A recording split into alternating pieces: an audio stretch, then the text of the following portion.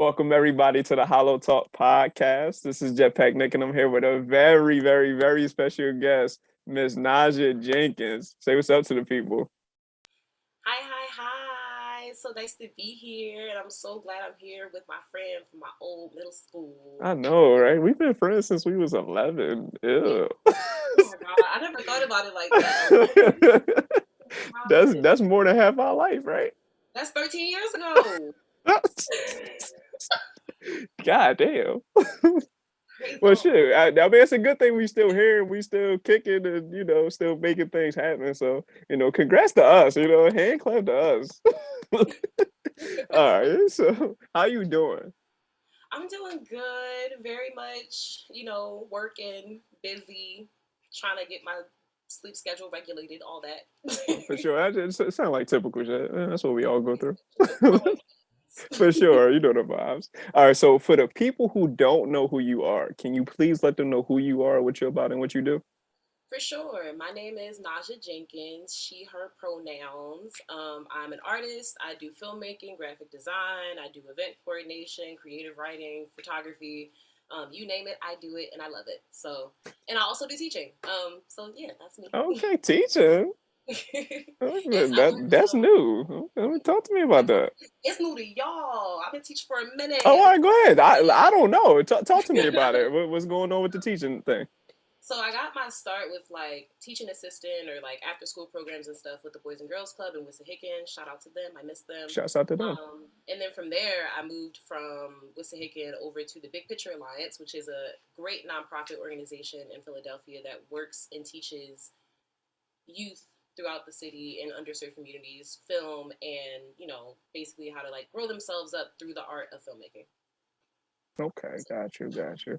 And so I'm glad you mentioned BPA because I was gonna wait a little bit to get into it, but why not jump into the juicy shit Just jump now? right in. So for people who don't know, right? Can you explain to them what BPA is and what BPA provides for the community? For sure. So BPA, like I said, is a nonprofit organization in the city that teaches children the art of filmmaking from script to screen, basically. And what that means is that they'll come in from either an after school program or one of our summer programs. They come in for like usually like a 4 to 6 week program, usually that long. And then we have them go through pre-production, production, and post-production. And usually on like a grander scheme that looks like a much longer process, like a year-long process. But Right. for them, they go through it in 4 to 6 months, and it's kind of like a crash course of filmmaking. And in that process, we kind of just see kids flourish, and it's amazing. A lot of the times when we do have these programs, we do them with the intent to help these kids elevate themselves. So outside of these programs, they have opportunities for work for hire. They have opportunities to intern with local commercial organizations in the city to kind of just get more foots in the door or feet in Mm-hmm. the door, and just really help kids grow and show them that anything is possible when it comes to art and making your dreams come true. So Okay. And you've been with BPA for how long? 5 years now. Yeah, 5 years. Okay, because if I'm not mistaken, BPA is more predicated to younger filmmakers, so like more so kids, teenagers, things of that such. Yeah. So the crazy part about it is, I didn't even necessarily come from like a BPA program. My best friend did. She was the Oh, one at our high school going to the BPA after school program, and I was just minding her business, like, "Hey, best friend, what you doing?" And that's kind of like how me and Alex's relationship started. But as time progressed, as I needed more resources, as I needed to, I had to drop out of college, unfortunately, because of financial, circumstances. But I didn't want to stop creating, and right. BPA really helped me kind of jumpstart my career into filmmaking. And because of that, because of all of the, alumni involvement that we had, a lot of the people who were coming back, even then, like BPA is a very aged, well aged Hmm. organization, probably from like the 90s.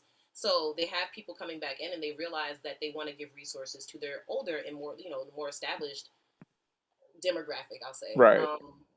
And I think that that's a really great thing. So not only do they focus on youth, but they are now trying to shift their focus onto youth into alumni. Okay. Okay. So, like, how many members of BPA would you say it is? Like a rough estimate, if you know.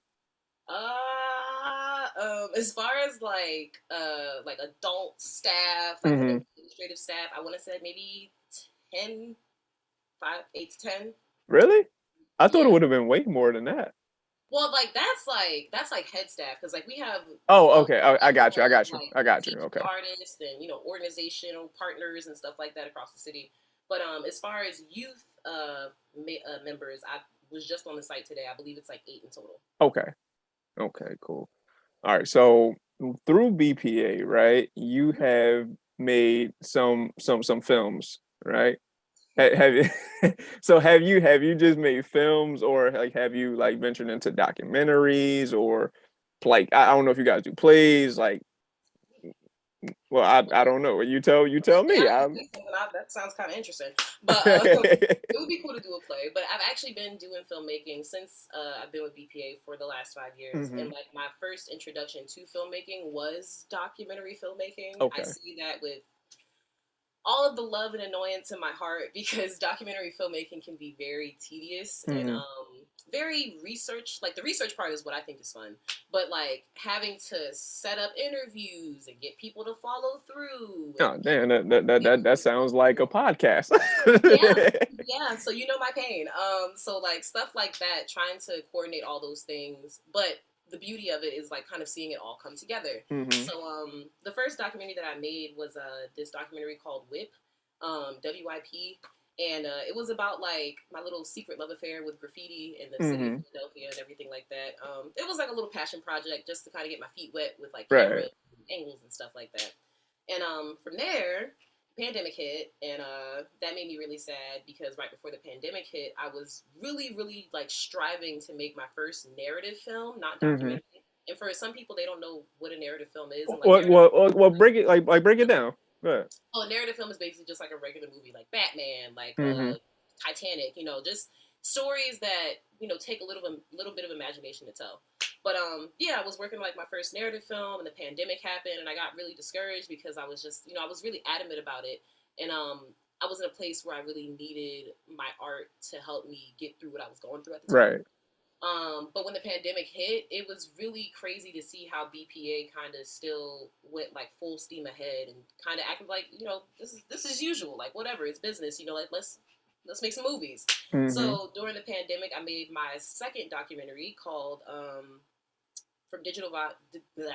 It's such a long title. From digital divide to digital equity. And that film is my absolute baby Okay. because it got me into the Black Star Film Festival that summer. It was Oh, awesome, and basically, congratulations, man. thank you. And basically, what that film is basically about the digital inequities that Philadelphia was facing Hmm. just in general, but was really highlighted during the pandemic. A lot of the digital redlining that was happening with, I'm not gonna say who, big names, but digital redlining with big organizations in the city, basically just like withholding resources from people who needed them the most. Right. That's not cool because people need to get jobs, people need to go see doctors, and a lot of the Hmm. times you can't really do that without Wi-Fi. So far. So that was what that was about, and we partnered with really great organizations in Philadelphia, Philadelphia School Union, MAP, the Movement Alliance Project. So they were all really instrumental in making that film possible.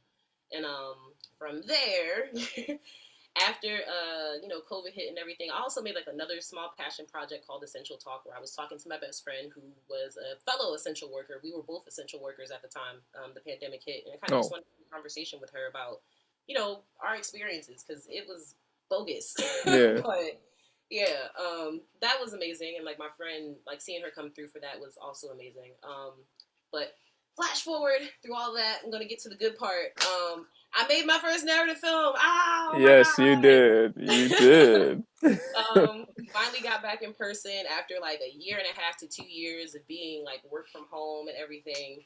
And once we got back in person, I got this amazing opportunity to not only be a staff member at BPA, but become a student once again, which was really Hmm. nice. And we got to do their like split program called Media Futures and Film Futures, where basically in Media Futures you create or help create another work for hire documentary for a local organization in the Right. Philadelphia area, and in Film Futures all 3 or 4 of us, all 4 of us had an opportunity to make our own narrative films, which Mm-hmm. was like mind blowing. I was so excited because, mind you, all this time, working from home in the pandemic, I'm writing the script. So this is about a year ago, a year to 2 years ago that I wrote the script, and now it's about to come to life. So I made my first narrative film called Lovers Anonymous. It's a romantic comedy, and it stars your boy Nicholas Holliman. Yeah. Okay, okay. When I tell you, I am so hyped to reveal that information. It makes me like wiggling. But yes, Love is Anonymous, starring Nicholas Holloman and Jennifer B. Charles as Yes. our leading lady. Yes. Um, I don't even know where to start with Okay, that. so we gotta clear this up because I still kind of don't know the truth behind this. But how did I even become the lead character? Like, how did this happen? Okay, so like I said, we back in person. It's post pandemic. We trying to figure out how we about to do this. We're using a software called Celtics, which is really cool because it kind of condenses the process for Mm-hmm. everybody. And once we got to like casting calls, I was like, okay, this is gonna be awesome. Like, I want like all black cast. I want to see some melanin up in here, and like everybody for like the female roles and the supporting character roles, they ate it up. They came right Mm-hmm. through. They was like, I want this part, and I was like, okay, show me what you got. Like, and everybody came through and did a really great job. But what was so hard was finding a male lead. I literally wanted to pull my hair out because I'm just like, what is wrong with you guys? Like what's going on? Like, I thought we were, united here. Mm-hmm. And I was going through like a few people. Once I was going through this like casting website called Backstage, Mm-hmm. and I couldn't really find too many male leads there. And if I did, they weren't from the city, and that was Right. kind of hard to work with. Our female lead is not from the city, but she Right. really Right. came through and like showed up for us. But yeah, so trying to find somebody in the city was kind of hard. Trying to find somebody outside the city was hard. And I was just like, okay, well, if I can't rely on strangers to do it, now I have to ask around and ask some friends. And I asked a few friends, and I had one friend. We were so close. We were so close. And then he was like, "Is there a kiss?" And I'm like, "There's like two. Like, there's like It's two like kisses. too. They're like real quick pecks on the lips or whatever. But if you don't want to do it, I completely understand." And he was Mm-hmm. like, "Yeah, nah." And I was like, "Oh my god, we got like a week until like production. What am I gonna do?" And I was like, "Wait a minute. I know somebody. I know somebody who'd be perfect. I know somebody who'd be so great because when we were in middle school, he was like the suavest dude I knew. It was Hey, hey, it come was giving like on. Indiana. So I was like, let me hit up Nick. Let me just throw my line out there and see what I get back. So I hit you up, and then you were just like, yeah, what are you talking about? No, and you know what's crazy? Because when I seen it, I'm like, how did she know like I even do this? Well, You know, I definitely saw like on your social media that you had like a podcast. So I was like, this would probably be like a great opportunity for him to kind of just like not even like polish up, but like build upon like like your radio personality basically. no, And then on right. top of that, like I would love to know like a little bit more about like how you felt when I asked because like I know it was definitely out of the blue. No, no, like I was cool about because like I was like looking at it and I'm just like a movie. Like what are you talking about? So then I was like, okay, I feel like I gotta get a little more information about this before I'll be like yeah or no. Cause I had no like intentions of getting in a movie. But the crazy thing was though, before like a little bit before that, I was on a pod and I was talking to somebody about getting back into acting because when I was in college I did drama club. So I did plays, like I did stage plays, or I was behind the scenes on stage plays, but I was always around it. So I was like, all right, I do want to get back into acting, but I didn't know like the route I would take to get there. And then you sent me the DM and was like, yo, I got a part if you want to play it. I'm like, let me figure out what's going on. I asked the same question too that the other guy asked too. Is there a kiss scene in this or something like that? And you was like, yeah. I'm like, I don't know. Like, I'm not too good at kissing random people. Like, I promise I'm not gonna have y'all out here feeling awkward. I promise. Like, but but you like, know, I was good. cool. I was cool with that though. Like, that wasn't like after like we sat down, we like, all right, like everything cool. Like, I ain't about to have you doing nothing crazy. Like, it's just a little kiss. Like, you know, this is the person. Like, you know, so you know what's going on, who the people are. Like, that's, you know, working on the film that you're gonna be interacting with. I was like, all right, cool. This is like this is official business. Like, we good. So yeah, like definitely, and like I think that that's like universal time. Sorry, this next. I feel like that's like universal timing for real, because it's just like I don't even know like I'm not gonna say I don't know what possessed me to like actually, but I definitely like I was just like when I saw it in my head like before the Mm-hmm. film, I was like, this is literally like image wise, it's perfect.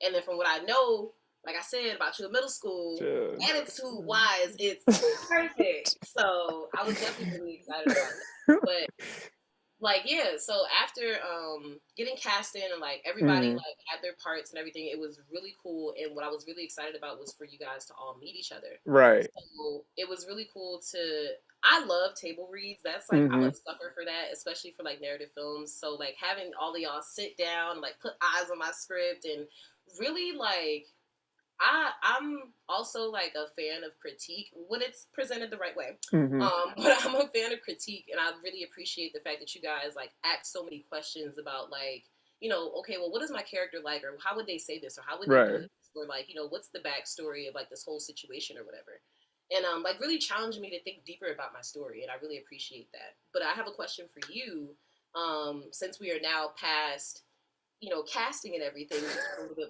about production.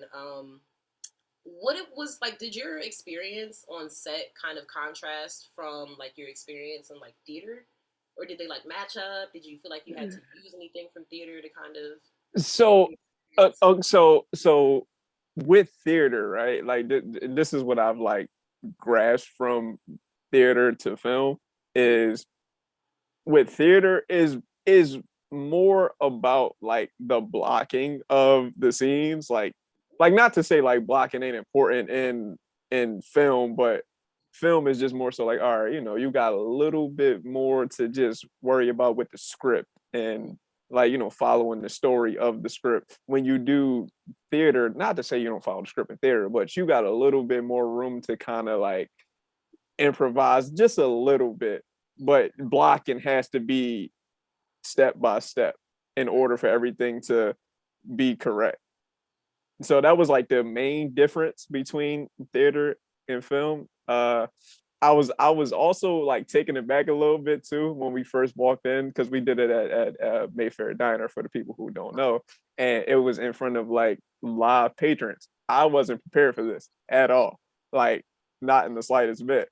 Like I've acted in front of people, like, but they were there to see the show. They wasn't just like eating a burger. You know what I mean? And like the crazy part about that is, so when we went to like scope out the location and everything, because this came a little bit before casting, but when we went to scope out the location, I was trying to find like so originally, this is the fun part about like filmmaking, because Mm-hmm. sometimes what you want to happen is not always how it happens. Right. The script was originally like taking place in like an Italian bistro, so Mm-hmm. I'm sitting here trying to like scope out Italian restaurants where like they really get down or whatever, and Mm-hmm. like I could not find one for the life of me. So I was like, ugh. Well, what are we gonna do? And then we did like our first group table read as like a crew Yeah. before the cast came, and everybody's just like, why don't you just do it in a diner? Like what? Let's just do it in a diner. And I'm like, like that's not what I asked for, Right. but Right. I'll make it work. Like whatever. Because there does come a point in time where you kind of just have to be, pull up your big girl panties and kind of just really suck it up. Like sometimes like when you're shooting things, you have to be very realistic about how it can get done, especially if you want it to get done. Right. Done is way better than perfect. Mm-hmm. So when we found Mayfair Diner, we got in there, and I was like, it's like it was just so nostalgic and It was cute. it And was I a was like, vibe. this It is was. It was perfect. And definitely it had like a little red and green. So I was like, it could pass as like an Italian bistro. a Maybe. vibe. And the flip side of that is having to write or rewrite the script to accommodate the setting. So Mm, we kind of had to, change the original order or whatever, change, some of the language around and how they were like how some of the characters were going to interact with each other based upon where they were at.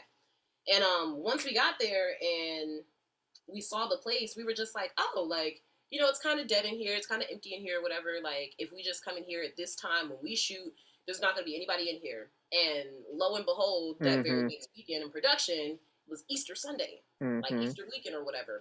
So, and apparently that's like their busiest time. I don't know anything about diner logistics, but that is strange to me. So when we got there at like, what was it, like 10 a.m. or Mm-hmm. whatever, Yeah. it was packed. It was Heck. packed full of people. Heck, And bro. I was kind of here for it because I was like, oh, this can kind of play into like the timing and the setting, and it'd just be so authentic because like hiring extras suck. It sucks. It sucks. So I was like, let's just bring some, release forms and hope for the best. Mm-hmm. And it was so funny because like there was like this old man. He was a gem. He was an old man, and like if he wasn't like coughing in the background, which Mm-hmm. I excused, he was like taking forever to like kind of walk to the bathroom. But it was real sweet. Everybody like really made space for him. They were like, "Hey, do you want some assistance?" He's like, "No." Right. Hobbling with his little cane. I was like, my heart. And then, there was going back into like or going forward into like post Mm-hmm. production editing, and I'm looking at the footage, and there's this lady like staring dead at the camera as we're going for a take, and I'm like, I can't use this. Jesus So like Christ. using like a live diner was really cool, and I know that like having my actors there, a lot of them were first time actors or actors Mm-hmm. kind of just getting back into the swing of things, especially because of COVID. Yeah. So it was really cool to kind of see you guys like power through and just like really embrace the attention rather than like let it like hinder you from doing a really good performance. Like you guys really did like a stand up job. So that's a lot of Yeah, well, that I appreciate that because like when I first walked into the diner, I was cool, but then I was like, yo, it all hit me at once. I'm like, oh shit, like I'm the lead role, bro. Like yeah. they counting on me to do my job. Like I'm not an extra, or I'm not like a like the fourth or fifth important character. I'm that guy. You're the Like doc, I okay? gotta know my lines for real, like on camera in front of these random people. Like Ooh, okay. So wait, I have another question. Have you ever had like even in theater and things like that? Have you ever had like a lead role before? And if you have, um, how did you feel the first time around versus this time around? And if you haven't, what was your experience like as a lead role? so okay, so I it wasn't like the lead role, but it was a very important role to the story being told, right? So it was me and I want to say two other people that played these roles, but we were like the contents of the story being told, right? So we were like once everything stopped in the actual story, we would come in and we would be, talking and saying the things that you wouldn't necessarily see through the original story being told, right? So with that, like it wasn't nothing too crazy. It was something that I had to like take a step back from and then really read the story, understand what the story was about and what was being or what was trying to be portrayed for me to like really dive into it. So once I did that, then I was like, all right, I'm good, I'm all in. Then we went through the whole blocking thing, which changed up until the show date. Oh wow. And yeah, and like and the lines wasn't too crazy because we were able to like have the lines in our hand, like at least like um our characters were. The other characters didn't have any lines, but we did. So that was like pretty, that made it easier, I guess. Um, like that wasn't too bad. I do think that prepared me a lot to do this role that I did. Like just because like I had a lot of speaking in that that role, and then obviously I had to speak a lot because I was the lead role in Lovers Anonymous. So I think all that played a part in me transitioning from that role to the role in Lovers, or the roles in Lovers Anonymous. Oh, right. So, Yeah, okay. yeah, The next day of production, I completely forgot about that. The next day of production was really, like I said, just production in itself is always just very interesting because you kind of just have to really expect the unexpected, and also apart from expecting the unexpected, have a plan A through Z when hmm things fail. So second days, coming up, and like this is like actually my third time, being a director, at least unassisted. Well, hmm not unassisted. I had an assistant director, but like I kind of had more control over this project since it Right. was mine. Because like Digital Divide was more so like a collaboration piece. hmm Where, like I wrote it, and I did my interviews, but I was still trying to wrap my head around, you know, talking with the person who was my AD at the time about like camera angles and directing them about how I, envision things. They were kind of talking with me about that rather than me talking to them about that. Yeah. And this time around, I'm having to like, call shots and tell people what to do and everything like that. So yeah, the second day, I'm waking up. It's like mad early. It's like 6 a.m. And I'm calling people like, "Hey, you coming today? Like, I need you." So, and as I'm calling everybody, I'm trying to call the place where the location is, and hmm we're not getting an answer. And I'm like having a meltdown because I'm just like, "Oh my god!" Like I kind of freak out when I don't get what I want, and like that's something I'm working on. But immediately as I was not getting like answers to the phone, I was like, "Okay, it's plan B time. Let's think about like another studio possibly if possible." But hmm again, like that was just me thinking way too forward, and it's also 6 a.m. Not everybody wakes up that early. So the guy from the gallery calls me back and he's like, "Yeah, like I'm here. I was just Right. downstairs." I was like, "Oh, woo!" Like, all right, let's do this. So everybody gets there, and this was the day of like the big kiss. Yeah. So Yeah. and doing a kiss on set is always kind of just weird. I wanted to make sure that you guys didn't feel awkward or like people just were like googly eyeing you. So I Right. tried to like have as few people as possible in the room because that's gross. I didn't want to do too many takes because I didn't want like lips getting chapped, people getting Girl, we bored. did we did like 8 takes. I tried to keep it minimal, but I'm just like, it has to be perfect. But yeah, like you guys were awesome. Like I appreciate like you guys having such a positive mental attitude because like, oh my goodness. And I Oh, also got a bullhorn yo. that day, which was great. Uh, Had a bullhorn. I felt like a really great director. But yeah, and then like you guys like with your outfits specifically for the second day were awesome. Like I didn't necessarily like, so my friends who did their films after hmm mine, they had a little bit more experience with like outside crew and help with like Right. makeup and hair and stuff. So like I didn't necessarily have that on my set, and that's hmm something I do desire to have next time around. But I feel like you guys really did like a bang up job with like your wardrobes and making like really decent colored. I'm a big geek for color, so like really hmm good like color coordination and decisions on like how to look based on the characters that you were presented with. But yeah, like the second day was a dream basically because it went by so fast. I felt like day one and day two went by like so fast. And, like I was like, oh, like I'm done already. Jeez, Yeah. like. But Yeah. yeah, like I kind of how did you feel about the cast? Like, Yeah, so or at least how this did is you the feel about the crazy way in thing. which I directed those things? Okay, all right. So I'm gonna answer the first like the way you asked it the first time. So so the crazy thing, right, is I felt way more awkward during the diner scene than I did during the kiss scene. Really? I'm gonna explain why, and it's y'all fault. It's y'all fault. Who is y'all?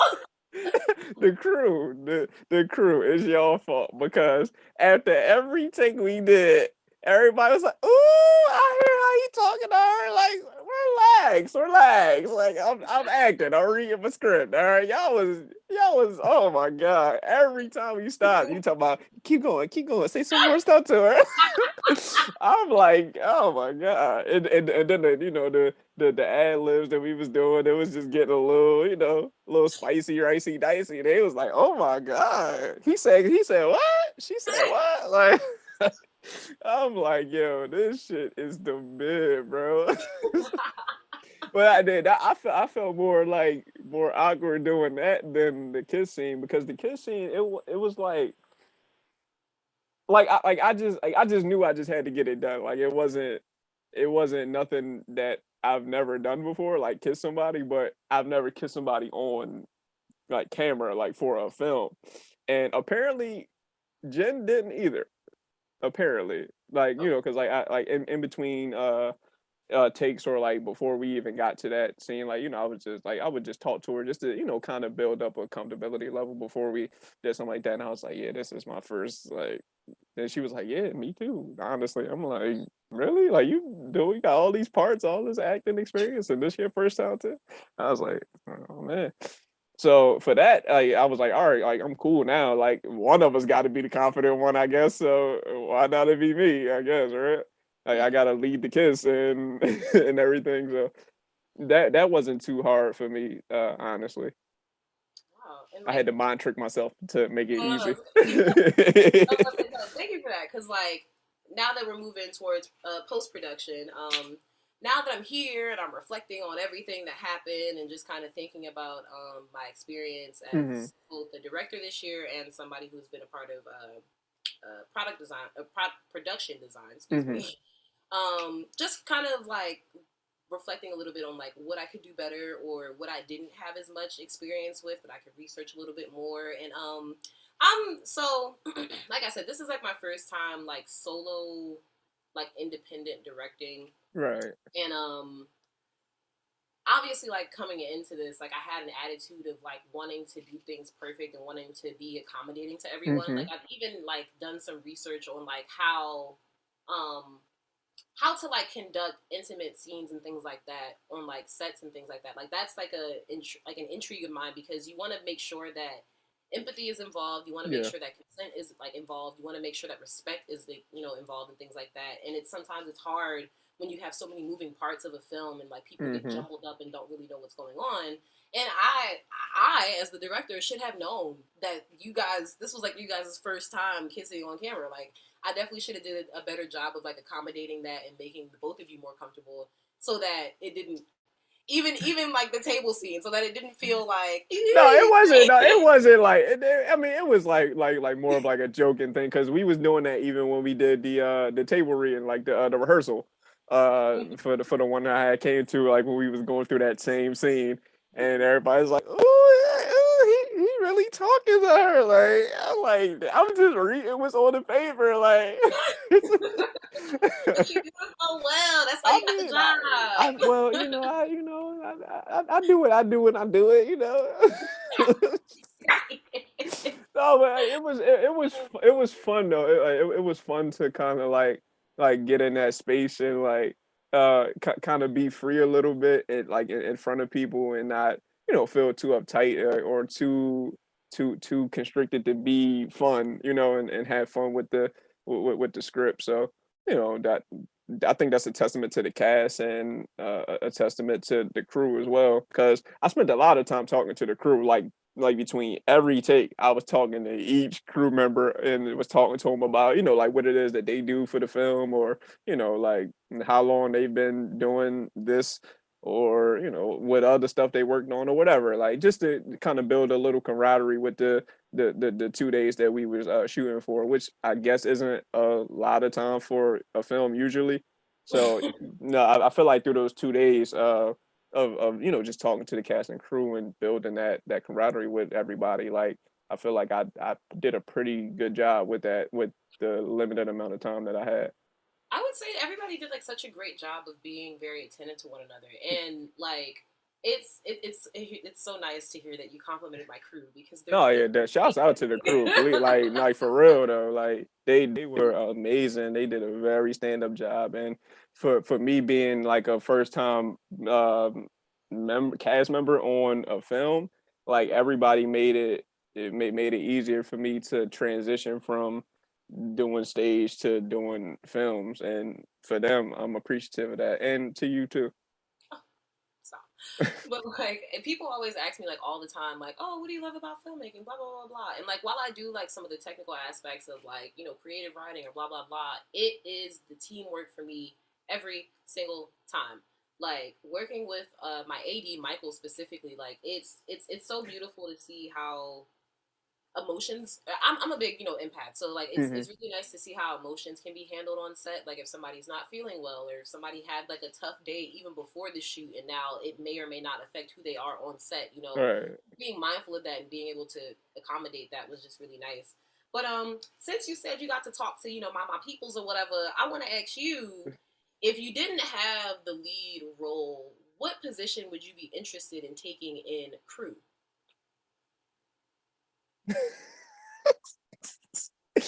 uh, that's a good question actually, because like I said, I did like other things like other than act.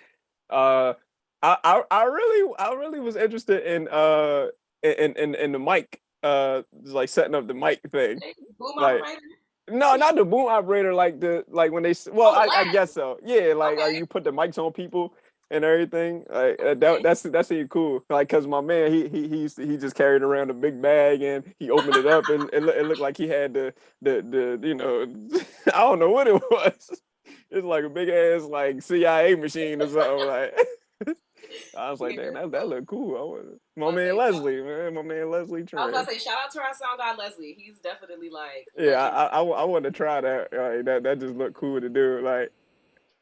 I was about to say it's definitely super fun to like do sound. I've done like a little bit of sound on set. I'm not a fan.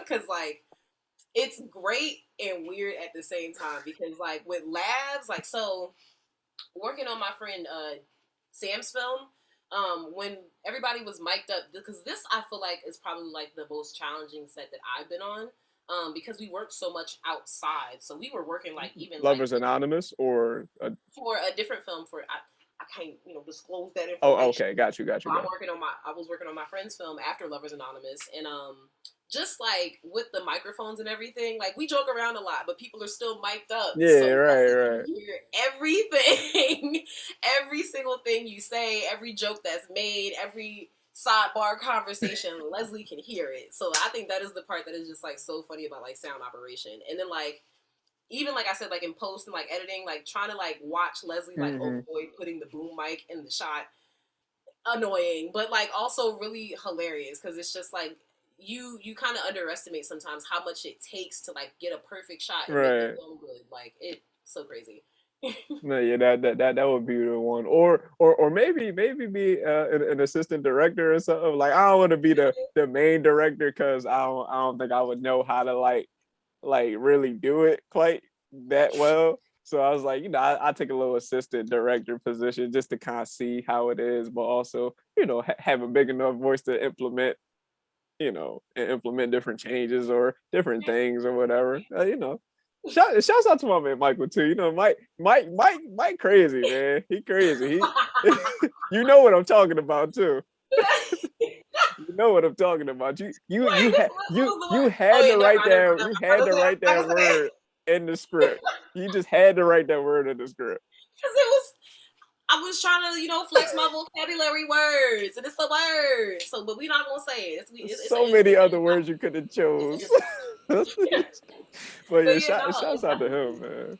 for sure. Shout out to Michael, and like, and now like my teaching positions or whatever, like we're having to let the kids, be directors and be Hmm. sound people, and I basically, as like a teaching assistant, am taking my first assistant directing role. So what I like in contrast to being on the Lovers Anonymous set and being in class, like I see kind of what like Michael really had to do, because Right. being a director, you are responsible for keeping up the integrity of your story. So you need to make sure that, okay, well, this pasta does not go here. This pasta has too many bites in it. Send it back. Stuff like that. But with the assistant director, he keeps literally everybody in line. Like, he's the one talking to the administrator of the diner if something goes wrong or if we need food. Mm-hmm. He's the one trying to keep everybody on track. Okay, guys, like, we're fooling around way too much. We're doing way too many takes. Like, let's get it together. Or, like, trying to keep the energy up on set. So, like, I've been finding myself doing that recently, and if I had to choose, I would be very much an assistant director from now on, because being a director is a lot of pressure. But Oh, yeah, man, like, it's, you pulled it off though. I mean, you really think so? Thank I, you. I mean, you finished the film, right? Yeah. So it sounds like you did a good job if you finished it, right? What you say earlier in the podcast, done is better than perfect. For sure, and that's And something you that I got had to done. I was about to say, I had to learn that the hard way with this film, because it was just like, I definitely did have like a certain vision for certain shots, and not to say that I didn't get what I wanted, because I Mm-hmm. definitely got what I wanted, but it's just kind of always, my brain goes all over the place, so forgive me. But people always ask like, "Oh, what do you like making? Documentary or narrative better?" And I kind of like both of them to the same capacity, because they all have like the same aspects of expecting the unexpected, and also the beauty of like evolution. Like, Right. specifically with like documentaries, a lot of the times, if you have like if you're dealing with like a current event or something like that, like you Mm-hmm. are watching something unfold in front of your face, just because you wrote this with one intent doesn't mean that by the time that this event is over that it's going to look the way that you intended. And specifically with narrative film, just because you wrote it a certain way, your budget and the people and the resources that you have may have to turn it another way. And my thing is, as long as you're good at thinking on your toes, as long as you have a solid team behind you, like, it'll be what you need it to be, but it may not be everything you Right. wanted. So definitely, I feel like with like filmmaking and everything, you definitely have to just be okay with being like fluid and being flexible, because like you definitely can't be closed minded at all. Mm-hmm. So for you, right? Like, what was like? I asked you two questions. So, what was the most challenging part for you directing your first adventure film, which is Lovers Anonymous? And what was the most like fun thing for you directing that film?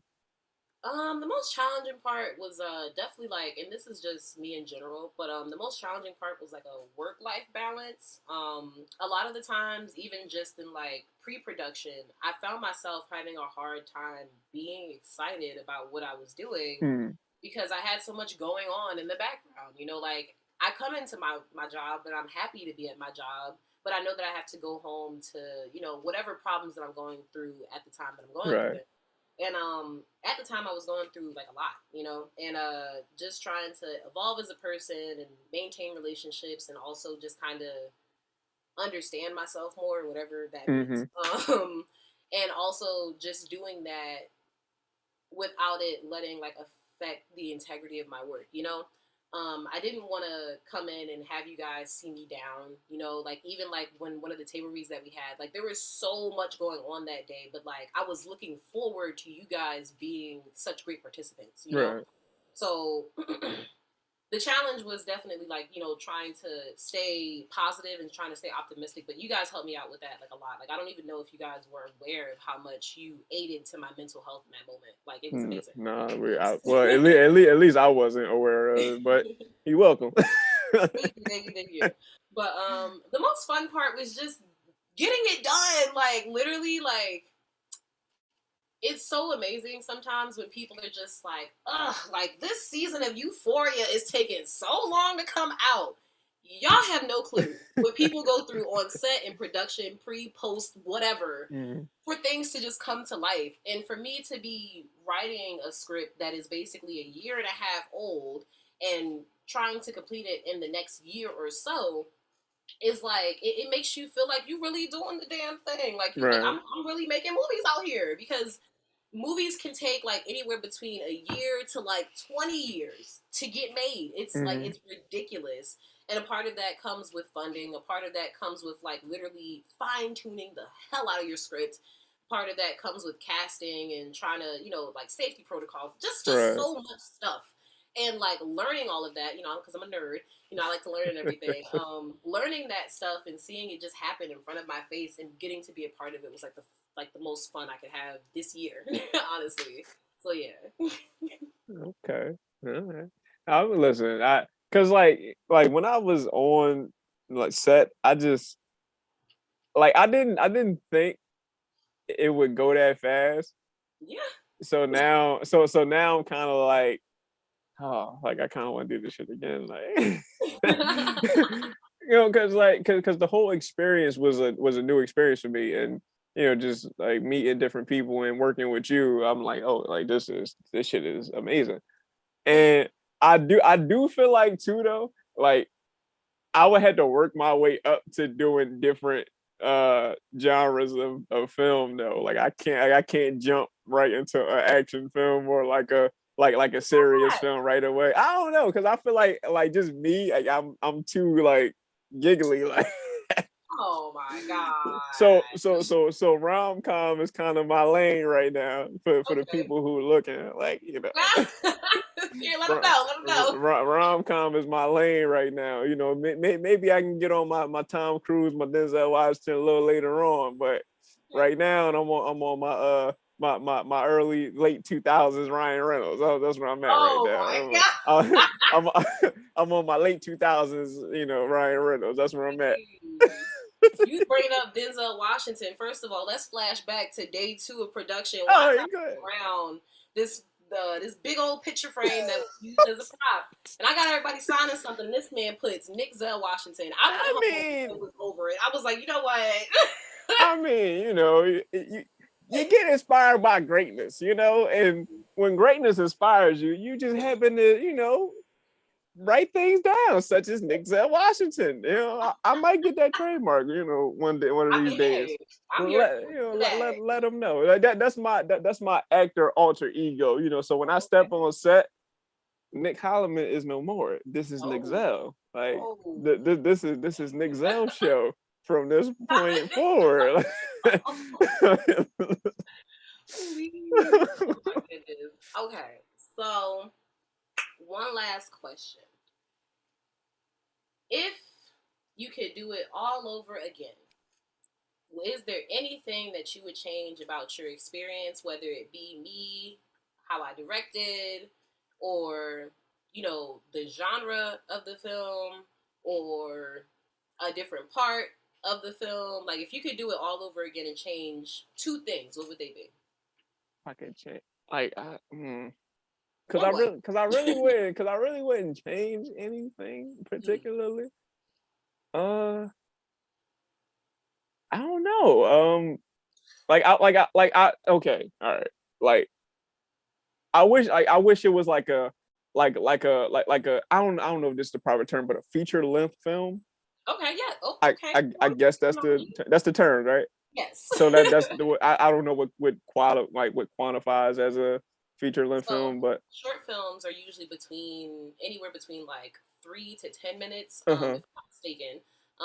And feature length films can be anywhere between 45 minutes to 2 hours, I believe. Okay.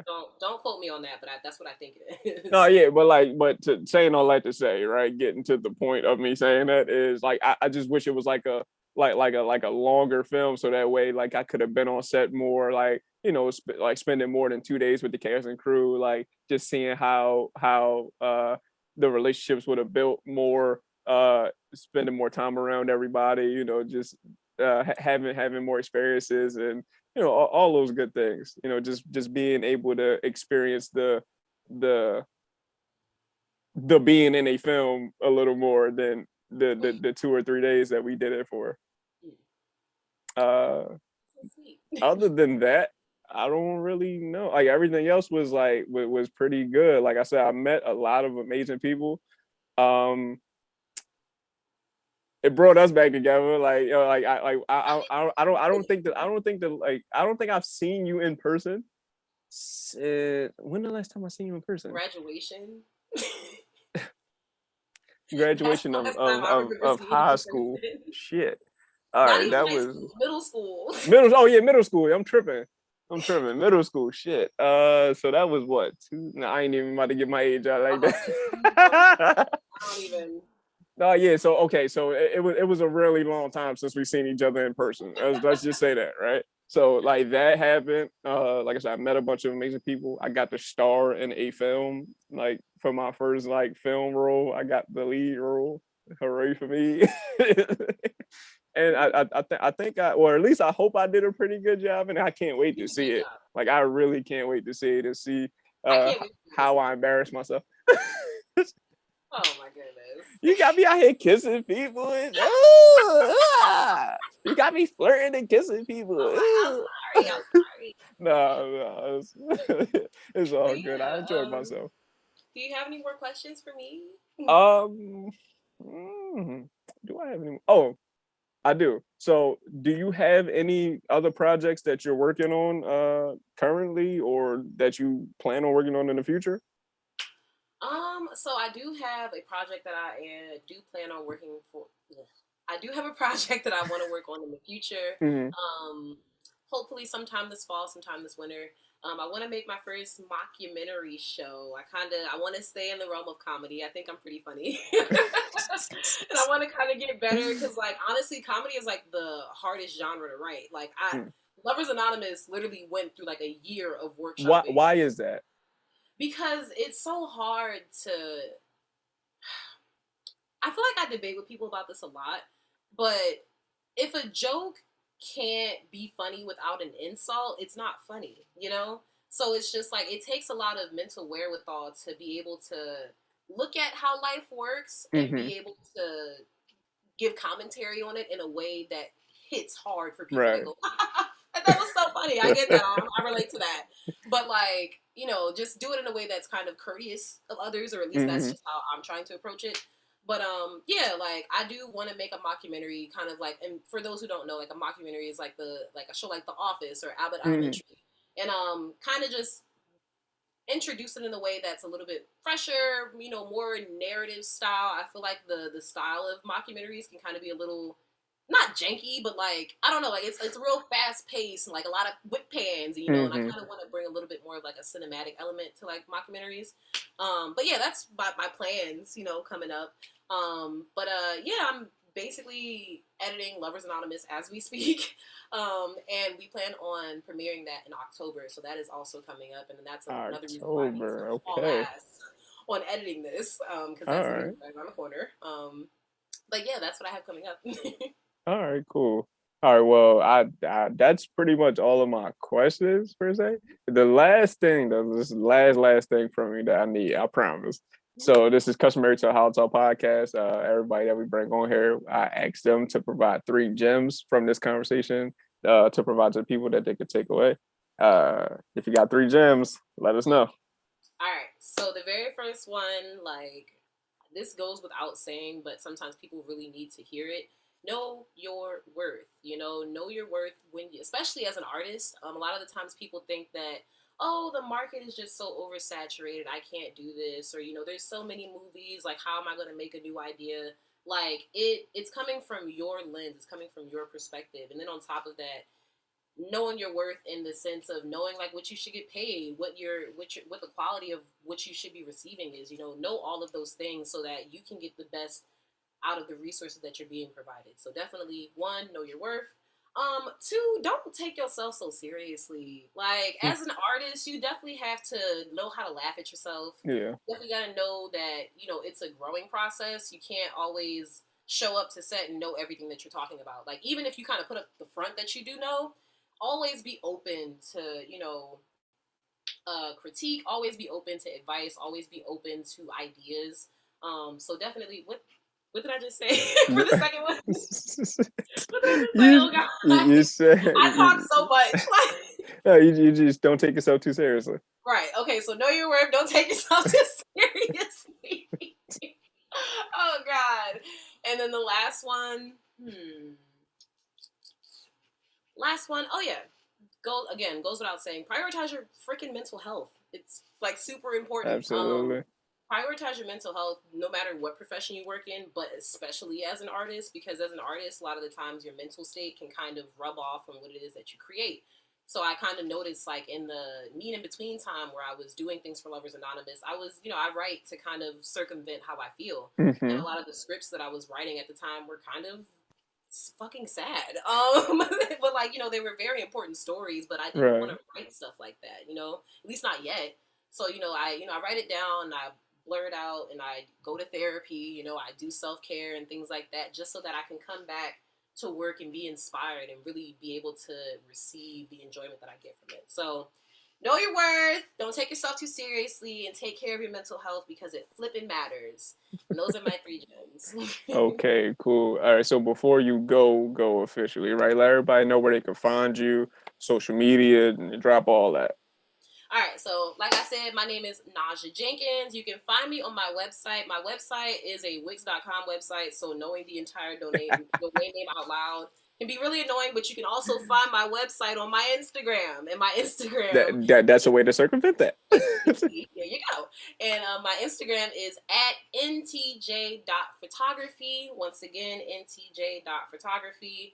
And yeah, I'm supposed to also be working on starting a YouTube. It's gonna take a little minute. I got some ideas, but you guys just wait for that. We're gonna be on the lookout. We Thank definitely could be on the lookout. All right, Naj, I thank you so much. I love you. I appreciate you. Thank you for coming on the HolloTalk podcast. And thank you to the HolloTalk podcast listeners and supporters for supporting us through and through, supporting me, supporting our guests. We thank y'all. We love y'all. And Naj, thank you so much for giving me an opportunity to be a part of your journey in filmmaking. No problem. Thank you for coming through for me. Thank you so much. Oh my goodness. Of course, I can't wait to see the film. I really can't wait to see it. Same, because that means it'll be done. But yeah, just what you see, like I said, just gotta keep me updated on, like when it's coming out, when the film festival is, and everything. And I'll do my best to pull up. Oh my God! Okay, yay! All right, but we signing out. Thank y'all again, and thank you, Naj. Love you, and I appreciate you. Love you too. Thank you so much for this. All right.